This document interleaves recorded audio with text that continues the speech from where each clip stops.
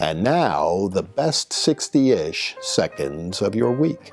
And this week we had a debate and debates about a debate. First of all, the vice presidential debate, which ordinarily don't rise to the level of presidential ones for obvious reasons. A, there's only one, and B, it's for the number 2 spot, once described by John Nance Garner as not worth a bucket of warm spit.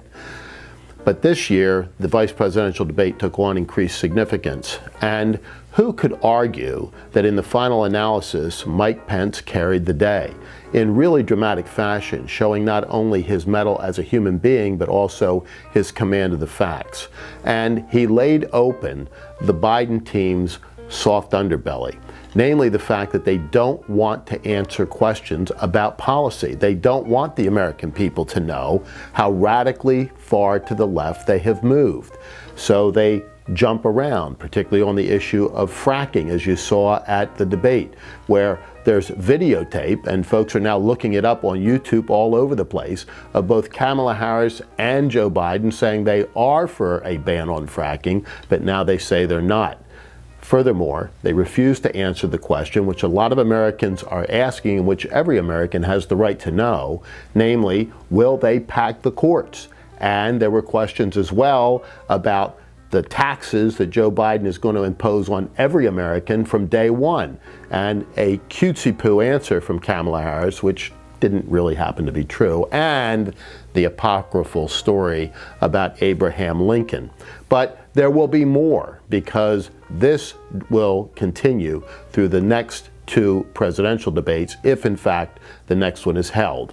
We're going to have to see an awful lot of back and forth in negotiation, the commission demanding that it be virtually held. A lot of reasons why that shouldn't happen. The American people deserve to see the candidates face to face, up close and personal. And in economic news this week, because the economy ultimately will dominate people's thinking when it comes to voting for president, the markets back up, having a good week, and this week the best day since July. Hovering at week's end around 28,500 on the Dow, 11,500 on the Nasdaq, near record highs, and good news for the economy generally and for the president's political fortunes, if you believe those are good indicators of the prospects of reelection. And this week will begin the confirmation hearings for Amy Coney Barrett, President Trump's nominee for the vacancy on the Supreme Court of the United States. And it's going to be very interesting to watch how the Democrats in the Senate handle this. If they attack Amy Coney Barrett's religion and her faith, they do it at their peril. This is a woman who has unquestioned credentials to serve on the Supreme Court.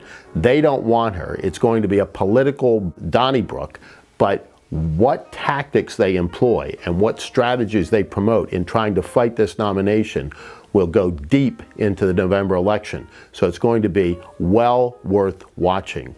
Something else that wasn't so well worth watching was the NBA, and viewers tanked the NBA ratings, the lowest they've ever gotten for the playoffs. And Adam Silver has begun to figure it out. So he's saying next year all the political statements and the Black Lives Matter stuff is going to be taken off court. We'll see if that revives the NBA's flagging fortunes. But they may actually begin to get the message from the great majority of Americans. And finally, we always note the sadness of passing during the week, and this week we lost several icons of the music industry. But most notably, we say farewell to Eddie Van Halen. May he rest in peace. But for now, that is the best 60-ish seconds of your week.